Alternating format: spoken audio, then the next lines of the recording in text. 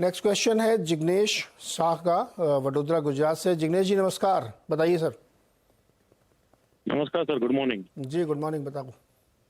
Sir मेरे पास काफर India का 352 में 1050 सर है। उसका क्या करूँ अभी? लॉन्ग टर्म के लिए मैं वेट कर सकता हूँ अभी? फायदा तो आपको बहुत अच्छा हो रहा है, कितने बढ़िया लिया आपने। 352 में 352 स्प्लिट रुपए हुआ था बीच में। हाँ, वो स्प्लिट भी हुआ था, उसके बाद मेरी एवरेज रेट ये आ रही है 352 आ रही है मेरा। और वहां से 10 गुना हो गया। हाँ, अभी मैं क्या करूँ? उससे निकल जाऊँ या होल्ड करूँ? क्या करना चाहिए सर? ओके सरविंद जी, शाफलर इंडिया देखा आपने? जी देख 352 रहा हो हूँ। गया इनकी कॉस्ट एवरेज, और अब जी वहां से भी 10 गुना। जी क्या करना चाहिए? देखिए, एवरेज जब इसका जाके देखता हूँ तकरीबन दिन के 30,000 से 40,000 शेयर एवरेज ट्रेड होते हैं, कभी कभी ज्यादा, बट एक ब्रॉड एवरेज देखता हूँ तो 40-50,000 शेयर मोटा मोटी इसके एवरेज ट्रेड होते हैं नॉर्मल डेज में। तो आई थिंक थोड़ा थिनली ट्रेडेड स्टॉक उस मामले में रहेगा, और भाव भी मतलब इन द सेंस कि भाव ज्यादा नहीं है, मतलब जो नंबर है 4 नंबर का, 4 डिजिट का स्टॉक है, इसलिए वॉल्यूम्स कभी कभार कम ही रहते हैं। तो देखिए, मेरे हिसाब से यहाँ पे मेरा मानना है कि अभी फिलहाल जो रैली चली है वो अच्छी लग रही है। तो इनके पास दो ऑप्शन है। पहला तो मेरे ख्याल से एक ट्रेलिंग स्टॉप लॉस बना के रखें 3200 के नीचे। 3184 का एक trailing stop loss closing only basis पे लेके चलें। जब तक उसके ऊपर मेंटेन्ड है तो आई थिंक वो ऑलरेडी बहुत डिसेंट प्रॉफिट में है, तो उसको अफोर्ड कर सकते हैं स्टॉप लॉस को। तो 3124 के आसपास एक स्टॉप लॉस रख लें क्लोजिंग बेसिस पे और ट्रेड में बने रहे। दूसरा ये है कि अगर थोड़ी पार्ट क्वांटिटी बुक करेंगे तो बाकी इनकी हमेशा के लिए फ्री हो जाएगी। तो ये डिसाइड करें कि 1/3 बेचना है, 1/4 बेचना है। उतना भी, जितना 1/4 भी बेच देंगे तो भी सारी की सारी क्वांटिटी फ्री का नेगेटिव कॉस्ट हो जाएगा इनके लिए, मतलब इनका एवरेज ऑलमोस्ट माइनस में चला जाएगा। तो आई थिंक 1/4 तक इनको प्रॉफिट भी कहीं बुक करने का ध्यान रखना चाहिए, ताकि एटलीस्ट नीचे का सब इनका जितना भी रिमेनिंग शेयर्स हैं मोटा मोटी सारे फ्री हो जाएंगे।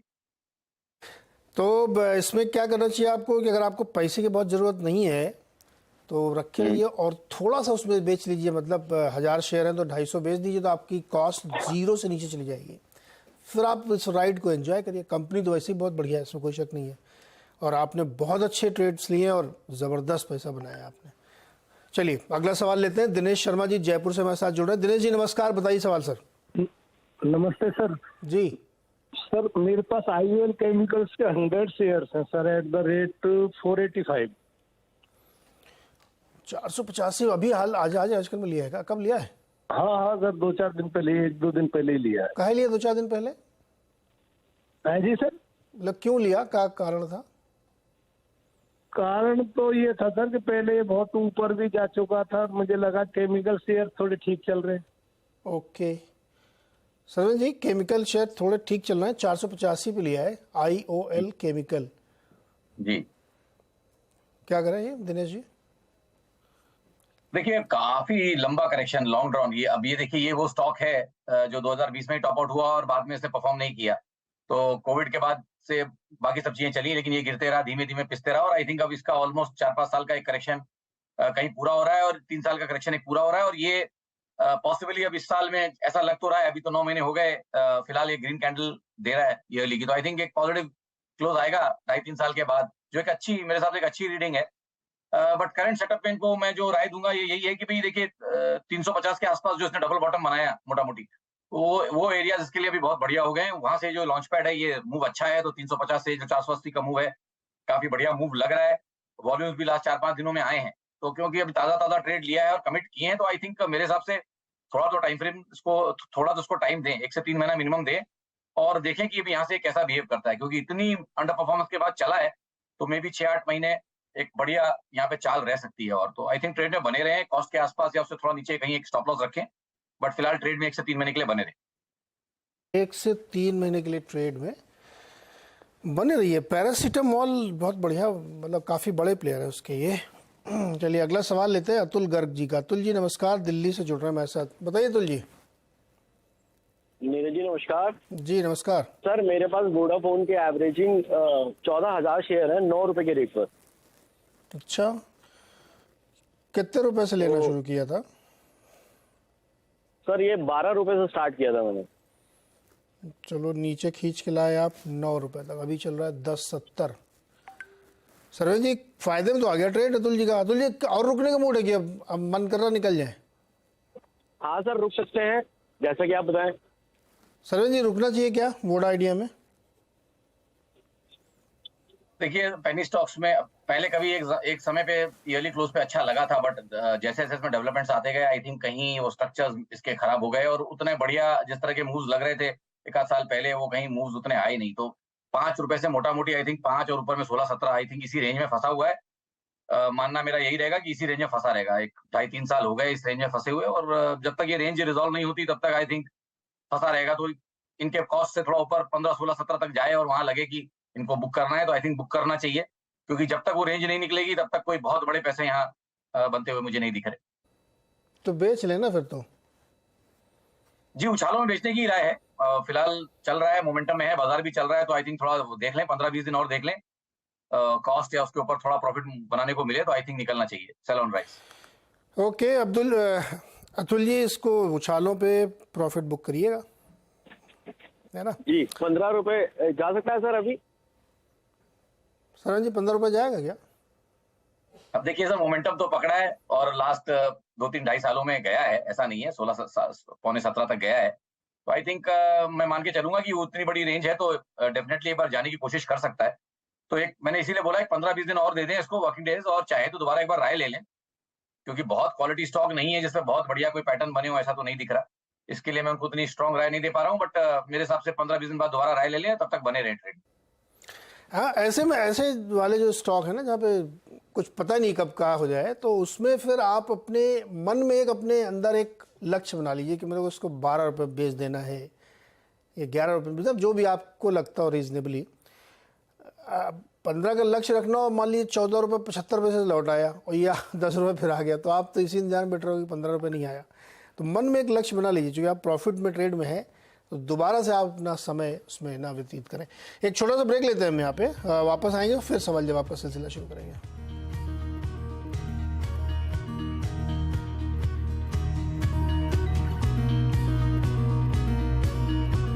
और अगला सवाल हम आपसे पूछना चाहते हैं लुधियाना पंजाब से कुलदीप सिंह जी। कुलदीप जी नमस्कार सर, बताइए। नमस्कार sir, good morning. Good morning,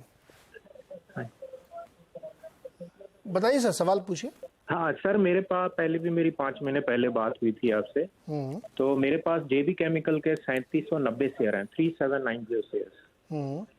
ये आईपीओ के टाइम के लिए हुए हैं, तो आफ्टर स्प्लिट और बोनस ये अब 3790 हो गए हैं और प्रेजेंट रेट 2800 से ऊपर चल रहा है। तो 13 पैसा पर यूनिट पर शेयर का मेरा इन्वेस्टमेंट है। अब मैं क्या करूं, इसमें बना रहूं, शिफ्ट कर जाऊं, होल्ड करूं, क्या और ले लूं? 6 महीने का चार्ट दिखाइए जरा इसका सरवेन जी। जी 13 पैसे वाला शेयर अगर 2800 रुपये का हो जाए तो आप क्या करेंगे? 6 मंथ का चार्ट दिखाइए इसका, बताइए सरवेन जी। पर अब तो यहाँ पे तो शब्द ही नहीं है, मतलब अभी 13 पैसे की चीज, अभी 13 पैसे में आई थिंक इनके एडजस्टमेंट्स के बाद इन्होंने कुछ अपना प्राइस निकाला रहेगा, बट 13 पैसे की चीज जब 2800 हो जाए तो क्या करना चाहिए? आई थिंक ये तो बड़े दिग्गज निवेशक हैं और आई थिंक अब इनको मैं क्या बताऊं। नहीं, इन्होंने कहा कि 6 महीने पहले इन्होंने लिया था राय, तो तब से हम लोगों ने होल्ड कराया, बने हुए, तो वहां से भी देखिए 45% और चल गया 6 महीने में। जी तो फिर कुलदीप जी को पार्टी देनी चाहिए। जी पहले तो बात तो इनको आके फिर इनको तो पहले आके डेफिनेटली एक पार्टी देनी चाहिए और आई थिंक अब ट्रेड में बने रहे मेरे हिसाब से, और कहीं ना कहीं इनके लिए भी राय वही रहेगी कि थोड़ा तो कभी लाइफ में पैसा ऑफ द टेबल लेके भी जाएं, कमाएं, उसको एंजॉय भी करें। खाली किताबों में रख के पैसे का क्या करेंगे? जिंदगी तो लिमिटेड ही है, तो उस पैसे को थोड़ा एंजॉय भी करें। तो थोड़ा तो पार्शियल प्रॉफिट बुकिंग कहीं ना कहीं तो इससे बनता है। आई थिंक या तो ट्रेलिंग स्टॉप लॉस के सहारे से उसको बुक करें या आउटराइट कहीं जाके लगे कि हाँ भाई अभी हो गया, यहाँ पे बुक करें तो कर सकते हैं। बट आई थिंक इनको भी 1/4 या 1/5 क्वांटिटी बुक करनी चाहिए, और बाकी तो इनके ऑलरेडी फ्री है, मतलब इनके तो कोई कॉस्टिंग ही नहीं है ज्यादा। तो आई थिंक थोड़ा पैसा इनको एंजॉय भी करना चाहिए, ऐसा मेरा पर्सनल राय है। बाकी मैं इनके ऊपर छोड़ता हूँ। नहीं, राय सही है। कुलदीप जी घूम आइए, विदेश वगैरह ट्रिप बना लीजिए, क्या करेंगे? अभी स्प्लिटिंग भी हुई है इसकी, तो नहीं वो मैं समझ गया, अब मैं सवाल वहां से आगे निकल गया सर। स्प्लिट बोनस सब हो गया, अभी सवाल ये कि इतनी धनराशि का आप करेंगे क्या? घूमिए फिरिए, एंजॉय करिए। ठीक है जी, पैसा इतना बन रहा है। होल्ड करें। पिछली बार 6 महीने पहले आपने मुझे 2000 था होल्ड करने को बोला था, तो अभी 2800 अब मैं और कितने महीने होल्ड कर लूं? सर देखिए 3500 हो जाए। कुलदीप जी, चूंकि आपकी कॉस्ट जो है ना वो इतनी कम है कि आप इसको कितने भी समय तक होल्ड करें तो आपको कभी लॉस नहीं होगा। तो सलाह ये दे रहे हैं सर्वेन जी कि जब आप इतना मोटा पैसा बना रहे हैं तो थोड़ा पैसा निकाल के आप कुछ और भी कर सकते हैं। अगर आपको ज़रूरत है, मतलब कहीं आपको मकान खरीदना है, दुकान खरीदना है या घूमने जाना है, तो उसको खर्च कर सकते हैं। अगर कोई काम नहीं है और बाकी भी पैसा आपके पास है और जीवन बढ़िया चल रहा है तो फिर उसको पड़ा रहने दीजिए, क्या नुकसान है आपका इसमें। ठीक या है। थोड़ा प्रॉफिट बुक कर लीजिए। अगर आपको लगता है कि 250 रुपये हो गया और इससे अच्छा कोई इन्वेस्टमेंट दिख रहा है आपको, तो आपको थोड़ा प्रॉफिट बुक करना चाहिए, क्योंकि कॉस्ट आपकी इतनी कम है कि वहाँ तक तो ये स्टॉक नहीं जाता दोबारा। लेकिन चलिए, बहुत अच्छा ट्रेड आपने बनाया, एंजॉय करिए sir. Thank you sir, thank you very much, जी। Thank you sir. अगला सवाल है ओम प्रकाश का, बेंगलुरु से हमारे साथ जुड़ रहे हैं। ओम प्रकाश जी नमस्कार, बताइए सर। Good morning sir. जी गुड मॉर्निंग। अंबुजा सीमेंट है सर, मेरा टोटल शेयर 22 है हाँ, और बाइंग 463 का है सर। 463 में 22 शेयर लिए हैं अंबुजा सीमेंट के। सरवन जी क्या करें अंबुजा सीमेंट में? देखिए, अब फिलहाल तो एक ऑलमोस्ट न्यूट्रल से जोन में ट्रेड कर रहा है। लास्ट 2-2.5 महीनों में हमेशा अपने लंबे अवधि के एवरेज के आसपास कहीं इसने सपोर्ट लिया है, तो वो लेवल्स मोटा मोटी इस समय 430 के आसपास आ रहे हैं। तो आई थिंक अच्छे एरियाज में है, अच्छे सपोर्ट एरियाज के आसपास है, और बाजार में जिस तरह से अभी मूवमेंट चल रहा है, आई थिंक ट्रेड में इनको थोड़े दिन बने रहना चाहिए।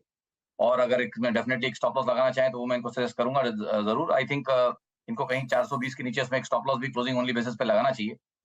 तो 419 रुपए 40 पैसे का एक स्टॉप लॉस रख लें क्लोजिंग बेसिस पे। आई थिंक फिलहाल ट्रेड में बने रहे नेक्स्ट एटलीस्ट 15 से 20 दिन। 15 से 20 दिन ट्रेडिंग बने रहे। कविता ने ट्विटर पर सवाल पूछा है कि इन्होंने नज़ारा टेक्नोलॉजीज होल्ड कर रखा है, 760 वाला, 100 शेयर है इनके पास। क्या ये अपनी पुरानी हाई बजाएगा? SBI एंड कॉमर्स सर मतलब अभी हाँ, जीरोधा वालों ने 400 करोड़ डाले हैं, लॉन्ग टर्म स्कोप, तमाम बातें लिखी हुई हैं, लेकिन मूल बात यह है कि 760 वाला नज़ारा टेक अब 881 हो गया है। होल्ड करके रखें, 100 शेयर है इनके पास। हाँ बिल्कुल, आई थिंक प्रॉफिट में है और मार्केट जिस तरह से चल रहा है, I think trading stop loss का इस्तेमाल करें और ट्रेड में बने रहें। डेटा इसमें बहुत कम है, देखिए लास्ट 2-2.5 साल का ही डेटा है। उसके बेसिस पे जितना दिख रहा है और जितना समझ रहा है, ऐसा उसमें 750 के आसपास एक बढ़िया यहाँ पे ब्रेकआउट रहा है। तो आई थिंक उन एरियाज पे ध्यान रखना पड़ेगा। थोड़ा स्टॉक स्पाइकी है, मींस वॉल्यूम में कभी वॉल्यूम्स होते हैं और कभी नहीं होते हैं, और एवरेज वॉल्यूम्स तो थोड़े कम ही रहते हैं नॉर्मल डेज पे। तो आई थिंक इसलिए थोड़ा सा डीप लेवल्स दिख रहे हैं मुझे, बट वही दिख रहे हैं अभी फिलहाल। 750 के नीचे कहीं अगर एक स्टॉप लॉस रखना चाहें, कॉस्ट के आसपास इनके रहेगा, तो ट्रेड में बने रहें। और अगर थोड़ा टाइट करना चाहें तो आई थिंक अगर टाइटर एक स्टॉप लॉस लगाना है तो फिर मेरे ख्याल से कॉस्ट से 10-15 रुपए ऊपर एक स्टॉप लॉस रख लें और ट्रेड में बने रहें फिलहाल। ओके सरवन जी, एक बहुत छोटा सा एकदम जवाब चाहिए मुझे, क्विक वाला जी। इन्वेस्टिंग में कैपिटल एलोकेशन का कितना महत्व है? 100% महत्व है सर, कैपिटल एलोकेशन का बहुत महत्व है, यही बोलना चाहूंगा।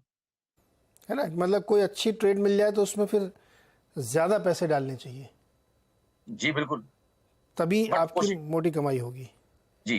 बट थोड़ा स्प्रेड तो करना पड़ेगा। सारे you can't keep all your eggs in one basket, सारे अंडे आप एक छीके में नहीं रखेंगे, तो थोड़ा स्प्रेड करेंगे। बट ये अभी हर आदमी अपना लगा ले, कोई 5% एक में डालता है मैक्सिमम, कोई 10%। बट अगर आप फंड्स को देखें तो वो मोटा मोटी 5% से ज्यादा कोई चीज ओन नहीं करते। करेक्ट। तो ये एक इस पर हम लोग किसी दिन और थोड़ा सा समय रहेगा ज़्यादा चर्चा करेंगे। कैपिटल एलोकेशन बहुत इंपॉर्टेंट है। मान लीजिए कोई अच्छा ट्रेड मिल गया और आपने 50 शेयर ले रखे हैं, अब वो कितना भी बढ़ जाए उससे आपकी वेल्थ नहीं बननी है। Capital allocation is very important. खैर, हम लोग आज समय खत्म हो रहा। सरवीन जी बहुत बहुत शुक्रिया हमारे साथ जुड़ने के लिए और दर्शकों की मदद करने के लिए। शानदार रैली इस समय मार्केट दिखा रहा है आपको, मिड कैप में भी और अब तो लार्ज कैप में भी। अगला सवाल है आगरा से दिशा जैन का। दिशा जी बताइए क्या सवाल है? Sir, good morning. Good morning. Sir, I have 2000 RVNL at the rate 159. Okay, जी टाइम फ्रेम कितने समय तक आप रख सकते हैं इसको? Sir, short term 6 to 12 months. Short term 6 to 12 month. Sarvan ji लीजिए आगे, RVNL 185 पे चल रहा है और 6 महीना 1 साल।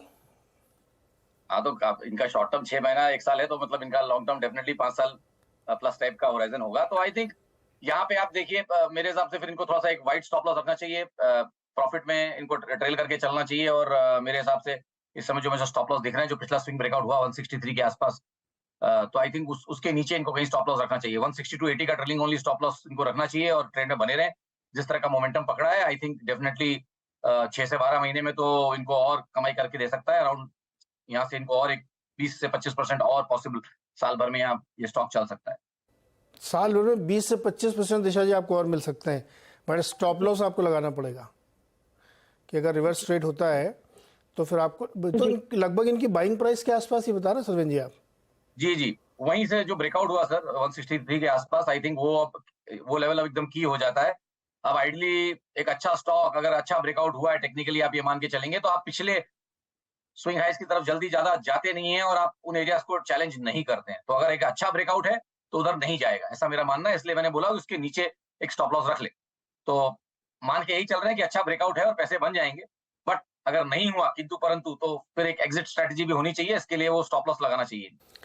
ओके, तो कितना 163 के आसपास स्टॉप लॉस रखिएगा इन केस ट्रेड रिवर्स होता है तो। अदरवाइज आपको साल भर में 20 से 25% के गेन यहाँ से भी हो सकते हैं, तो आप इसको होल्ड कर सकते हैं अभी। बता दें कि मनी कंट्रोल पर दिए गए विचार एक्सपर्ट्स के अपने निजी विचार होते हैं। वेबसाइट या मैनेजमेंट इसके लिए उत्तरदायी नहीं है। यूजर्स को मनी कंट्रोल की सलाह है कि कोई भी निवेश निर्णय लेने से पहले सर्टिफाइड एक्सपर्ट की सलाह लें।